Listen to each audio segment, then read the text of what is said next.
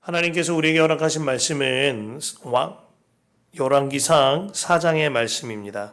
열왕기상 4장의 말씀 봉독은 20절에서 34절까지 함께 하도록 하겠습니다. 열왕기상 4장의 말씀입니다. 제가 세 번역 성령으로 읽어드릴 텐데요. 가능하신 분들 함께 읽도록 하겠습니다. 20절부터 34절입니다. 유다와 이스라엘에는 인구가 늘어나서 마치 바닷가의 모래알처럼 사람이 많아졌지만 먹고 마시는 것에 모자람이 없었으므로 백성들이 잘 지냈다. 솔로몬은 유프라테스 강에서부터 블레셋 영토에 이르기까지 또 유프라테스 강에서부터 또 이집트 국경에 이르기까지 모든 왕국을 다스리고 그 왕국들은 솔로몬이 살아있는 동안 조공을 바치면서 솔로몬을 섬겼다. 솔로몬이 쓰는 하루 먹거리는 잘 빻은 밀가루 30섬과 거친 밀가루 60섬과 살찐 소 10마리와 목장소 20마리와 양 100마리이고 그 밖에 수사승과 노루와 암사승과 살찐 새들이었다. 솔로몬은 유프라테스강 이쪽에 있는 모든 지역 곧 딥사에서부터 가사에 이르기까지 유프라테스강 서쪽의 모든 왕을 다스리며 주위의 모든 민족과 평화를 유지하였다. 그래서 솔로몬의 일생 동안에 단에서부터 브엘세바에 이르기까지 유다와 이스라엘의 모든 사람은 저마다 자기의 포도나무와 무화과나무 나무 아래에서 평화를 누리며 살았다. 솔로몬은 전차를 끄는 말을 두는 마국간 4만 칸과 군마 12,000匹를 가지고 있었다. 그리고 솔로몬의 관리들은 각자 자기가 책임진 달에 솔로몬 왕과 솔로몬 왕의 식탁에 참석하는 모든 사람이 먹을 수 있도록 부족하지 않게 먹거리를 조달하였다. 또한 군마와 역마에게 먹일 보리와 보리즙도 각각 자기의 분담량에 따라서 말이 있는 곳으로 가져왔다. 하나님께서 솔로몬에게 지혜와 총명과 넓은 마음을 바닷가의 모래알처럼 한없이 많이 주시니 솔로몬의 지혜는 동양의 어느 누구보다도 또 이집트의 어느 누구보다도 더 뛰어났다. 그는 어느 누구보다도 더 지혜로웠다. 예스라 사람 에단과 마홀의 아들 헤만과 갈골과 다르다보다도 더 지혜로웠으므로 그의 명성은 그 주위의 모든 민족 가운데 자자하였다. 그는 3,000가지의 잠언을 말하였고 1,005편의 노래를 지었고 레바논에 있는 백향목으로부터 벽에 붙어서 사는 우슬초에 이르기까지 모든 초목을 놓고 논할 수가 있었고 짐승과 새와 기어다니는 것과 물고기를 두고서도 가릴 것이 없이 논할 수 있었다. 그래서 그의 지혜에 관한 소문을 들은 모든 백성과 지상의 모든 왕은 솔로몬의 지혜를 들어서 배우려고 몰려왔다. 아멘. 하나님의 말씀입니다. 주님 안에 참 좋은 월요일입니다. 우리가 성전기도 이어지고 있고요. 그리고 기도의 온도 연이어서 함께 하고 있습니다. 또한 전도 153 한 영혼을 위하여 50일 동안 작정하여 기도하고 있습니다. 보니까 제가 기분 좋은 일 하나가 또 늘어날 것 같아요. 밖에 기도 온도 판이 하나 또 제작이 될 것 같습니다. 정말 주님께서 우리 교회의 기도의 온도를 뜨겁게 데펴주심을 깨닫습니다. 참 감사합니다. 제가 이전에 그 남북 통일을 위한 복음 통일을 위한 기도하는 이 기도회에서 하나님께서 남한을 부유하게 하신 까닭이 있다 하는 기도 선포자의 기도를 들은 일이 있습니다. 그러면서 주시는 말씀이 하나님께서는 사람을 통하여 일하시는데 남한이 북한을 한 몸처럼 여기고 북한 정권이 아니라 북한의 국민들을 말하는 겁니다. 북한 주민들을 한 몸처럼 여기고 그들의 굶주림을 해결하기 위하여 우리가 받은 복을 흘려보내야 할 사명이 있는 것이다. 이런 말씀을 하시는데 고개가 끄덕여졌습니다. 정말 그렇습니다. 북한의 가난을 해결할 수 있는 방법은 다른 것이 아닐 겁니다.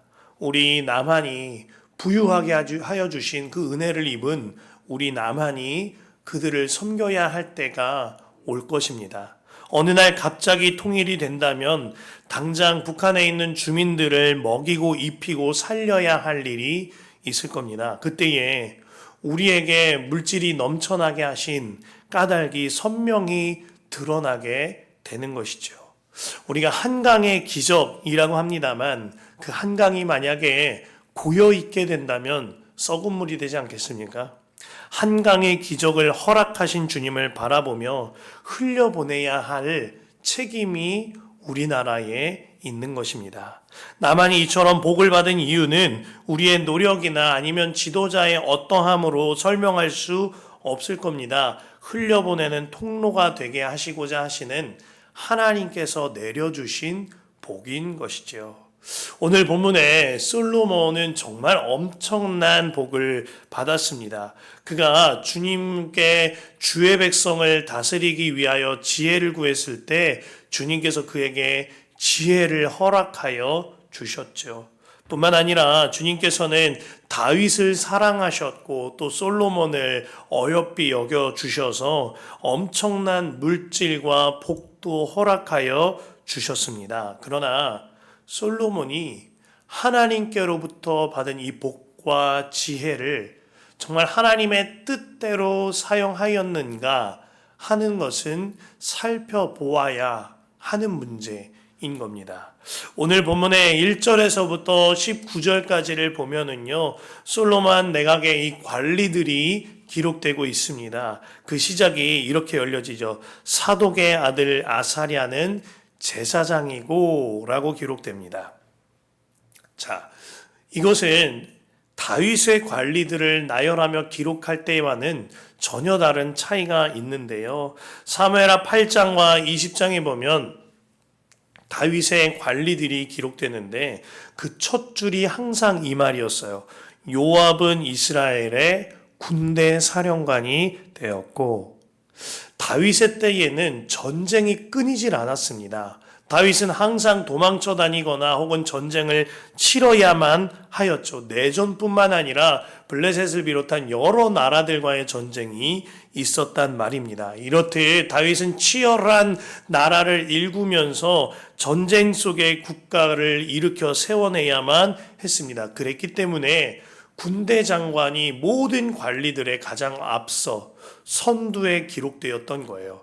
군대 장관, 전쟁을 치르는 군대 장관이 가장 중요한 관리였으니까요. 반면 사무엘 때에는요, 그야말로 태평성대입니다. 이제 큰 전쟁을 치를 일이 없습니다. 전쟁이 모두 끝났거든요. 다 정복해 놨거든요.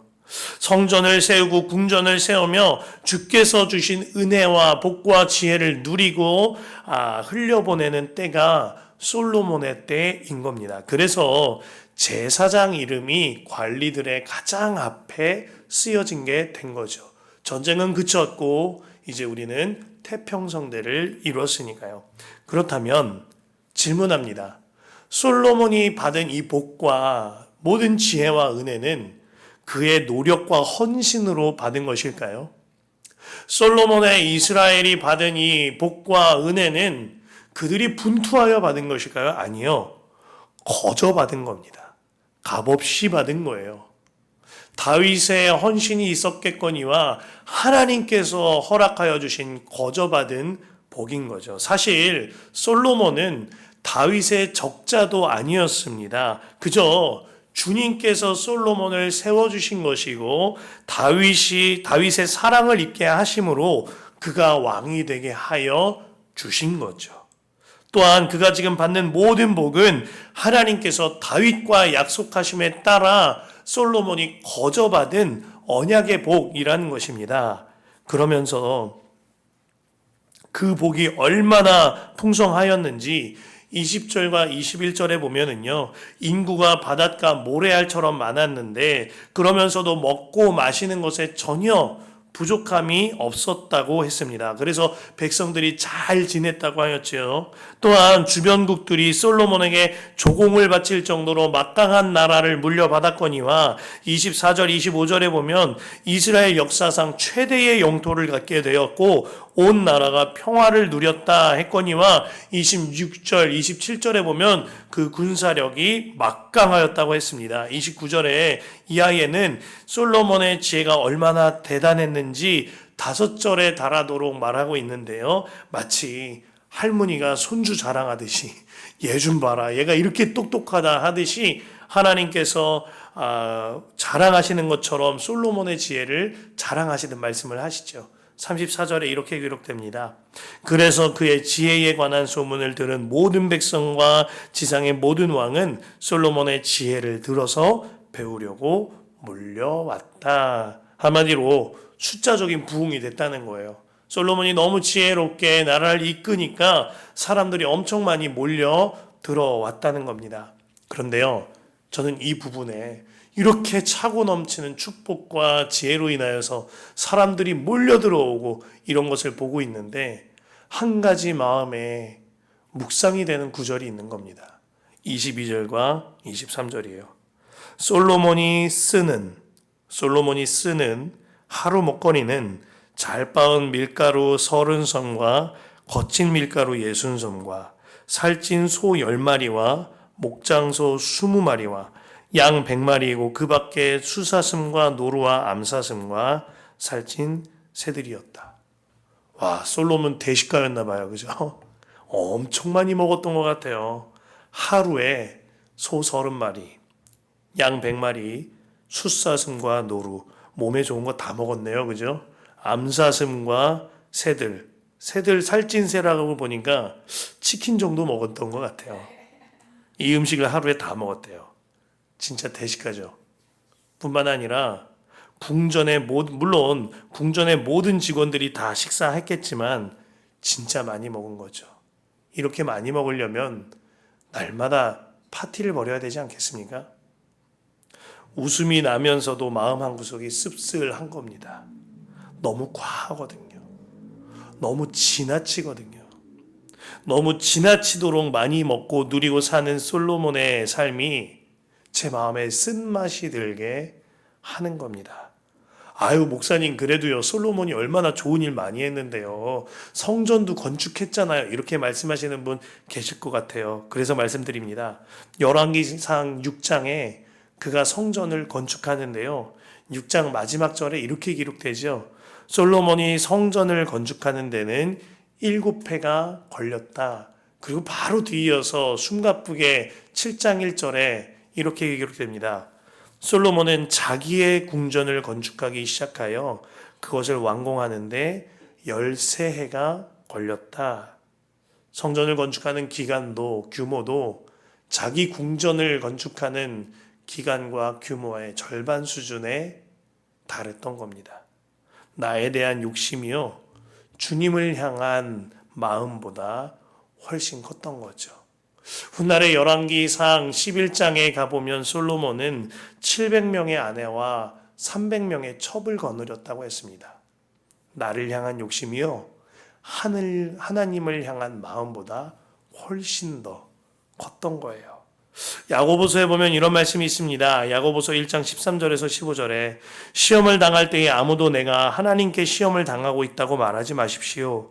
사람이 시험을 당하는 것은 각각 자기의 욕심에 이끌려서 꿰매 빠지기 때문입니다. 욕심이 잉태하여 죄를 낳고 죄가 자라면 죽음을 낳습니다. 마음의 괴로움이나 눌림이나 시험이 찾아올 때 하나님이 제게 주셨나 봐요, 이런 말 하지 말라는 거예요. 당신의 욕심 때문에 그렇게 될 수가 있다는 거죠. 당신 마음대로 하고 싶은 마음, 당신 뜻대로 하고 싶은 마음, 당신이 과하고 지나치도록 누리고 싶은 그 마음 때문에 그 시험이 찾아올 수가 있고 그 욕심이 잉태하여 죄를 낳고 죄가 자라서 사망이 된다라는 말인 것입니다. 성경에 솔로몬만큼 내적 갈등이 심했던 인물이 흔치 않습니다. 그래서 그가 전도서에 헛되고 헛되니 모든 것이 헛되다고 하면서 하나님께로부터 받은 지혜까지도 헛되다고 허무주의 같은 이야기를 하는 것이지요. 솔로몬에게 환난이나 핍박이 있었던 것이 아닙니다. 스스로 욕심에 함몰되어서 살다가 그 욕심으로 인하여 삶의 회의를 느끼고 스스로 시험에 들었던 것입니다. 만일 오늘 22절에 솔로몬이 쓰는 이라고는 이 단어가 이렇게 바뀌면 어땠을까요?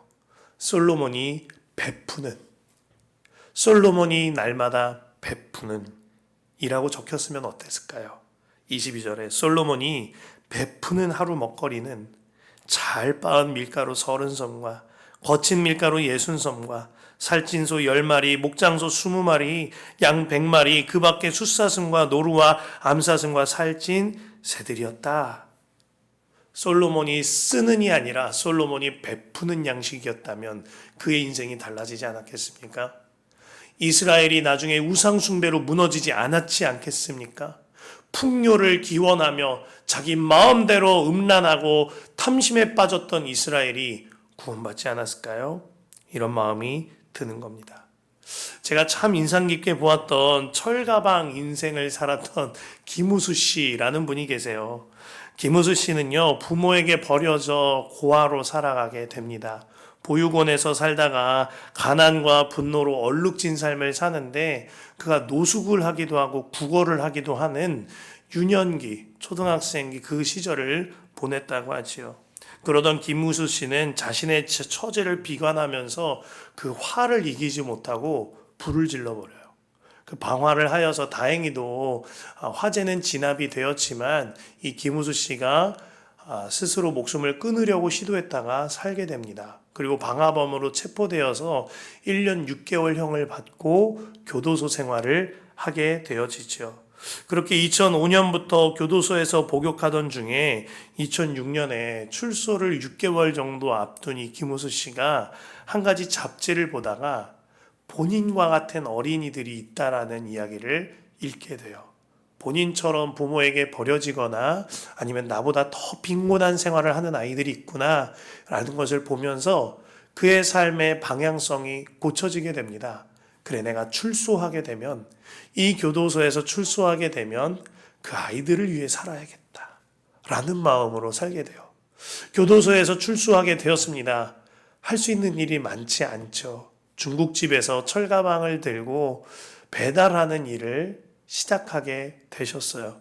그렇게 월 70만 원 정도를 받았는데 고시원 생활을 했으니까 20만 원에서 25만 원 정도 월세로 빠져나가게 되죠. 그리고 남은 돈을 가지고 이 김우수 씨가 어린이 재단에 아주 가난한 아이들을 돕는 일을 시작합니다. 처음에는 한 달에 한 아이, 그러다가 2명, 3명, 세 아이를 그가 지극정성으로 매달마다 10만 원, 5만 원 한 아이당 그렇게 물질을 흘려보내기 시작하고 그 행복으로 함께 살게 됩니다. 그러다가 김우수 씨가 철가방을 들고 오토바이를 타고 음식을 배달하던 중에 마주오는 차와 부딪혀서 갑작스럽게 세상을 떠나게 돼요. 김우수 씨의 삶이 세상에 드러나게 된 계기가 이날입니다. 그렇게 세상을 떠났는데 김우수 씨가 사망보험금을 하나 들어놨던 거예요. 근데 그 사망보험금의 수혜자가 그 빈곤한 어린이들을 위한 어린이 재단이었다 그러죠. 그래서 그 계기로 김우수 씨의 이야기가 세상에 알려지게 된 겁니다. 김우수 씨가 장례식을 치르는데 고인의 영정사진 앞에 성경책이 펼쳐져 있었다 그래요. 그 고시원에서 항상 성경책을 읽었다 그러죠. 그리고 그 장례식에 당시에 대통령뿐만 아니라 그에게 후원을 받았던 어린이들도 찾아왔다라는 이야기를 들었습니다. 여러분, 김우수 씨가 어떻게 이렇게 달라진 삶을 살 수 있었을까요? 이 철가방을 들었던 사람들이 철가방 천사라고도 그러더라고요. 철가방 천사라고 불리는 이 김우수 씨가요, 왜 이렇게 아이들에게 자신의 생활비에 거의 절반에 달하는 수준의 금액을 흘려보내면서 살았을까요? 거저받았으니까요. 김우수 씨가 하나님의 은혜를 값없이 받았으니까요. 그 값없이 받은 은혜가 죄인이었던 교도소에 있던 내가 하나님께 값없이 받은 은혜가 깨달아지니까 나도 아이들에게 값없이 흘려보낼 수 있는 것입니다. 나는 저주받은 인생이 아니라 은혜받은 인생이구나. 그리고 내가 받은 이 은혜는 값없이 받은 거구나. 그러니까 이 거저받은 은혜를 거저줄 수 있는 것이죠. 저는요, 오늘 본문을 읽으면서 아무리 봐도 소 100마리, 양 30마리, 노루와 사슴과 살찐 새까지 먹었던 솔로몬보다 철가방 김우수 씨의 인생이 훨씬 더 복돼 보입니다. 말씀 앞에서 우리의 삶을 좀 돌아보게 됩니다. 우리가 그런 표현 자주 쓰잖아요. 아유, 은혜 받았습니다. 은혜 받았어요. 오늘 찬양이 은혜가 되었습니다. 말씀에 은혜 입었습니다. 아유, 성도님의 간증이 은혜돼요. 진짜 은혜 받았다는 의미가 뭐죠? 하나님께서 나 같은 죄인을 위해서 값없이 물과 피를 다 흘리시고 나에게 은혜를 거저 주셔서 나를 구속하셨다는 거예요. 나를 구원하셨다는 겁니다. 그 주님께서 나를 너무나 사랑하셔서 내 안에 들어오셨어요. 이 모든 은혜가 값없이 거저 주셨죠. 이것이 우리가 받은 진짜 은혜인 것입니다. 그래서 바울 사도가 이같이 말한 거예요. 로마서 3장 23, 4절에 모든 사람이 죄를 범하였음에 하나님의 영광에 이르지 못하더니 그리스도 예수 안에 있는 속량으로 말미암아 하나님의 은혜로 값없이 의롭다 하심을 얻은 자 되었느니라. 그 값없이 받은 은혜가 믿어지면 나 또한 값없이 은혜를 베푸는 자가 되어지는 거죠. 저와 여러분 그리고 우리 교회가 저는 진짜 값없이 받은 이 은혜를 값없이 흘려보내는 저와 여러분과 우리 교회가 되기를 원합니다. 오늘 마지막 절에 보면 사람들이 솔로몬의 소문을 듣고 몰려왔다 그랬어요. 진짜 만에하나 주님께서 우리 교회를 사랑해 주시고 은혜 베풀어 주셔서 많은 사람들이 몰려오게 되어지고 우리 교회에 정말 넘쳐나게 되는 은혜가 임한다면 우리가 준비해야 될 것은 뭘까요? 넓은 예배당일까요? 아니면은 근사한 어떠함일까요? 소 100마리와 소 100마리 양 100마리 막 이런 걸까요? 전 아닌 것 같아요. 값없이 받은 은혜를 값없이 흘려낼 수 있는 그 마음, 그것이 준비되어야 하는 것 같습니다. 솔로몬은 값없이 받았지만 자신을 위해 썼거든요. 그 길은 망하는 길인 거예요. 우리는 거저 받은 은혜를 거저 흘려보낼 수 있는 믿음과 마음을 준비해야 하는 겁니다. 사랑하는 성도 여러분, 우리 모두는 값없이 은혜 받은 사람들입니다. 거저 받은 복이 너무나도 큰 사람입니다. 그 받은 복에 눈이 열려져서 그 받은 복을 고이게 만들어 썩게 만드는 것이 아니라 흘려보냄으로 말미암아 더 풍성하게 누리고 흘리는 삶이 여러분들에게 이루어지시기를 간절히 축복합니다.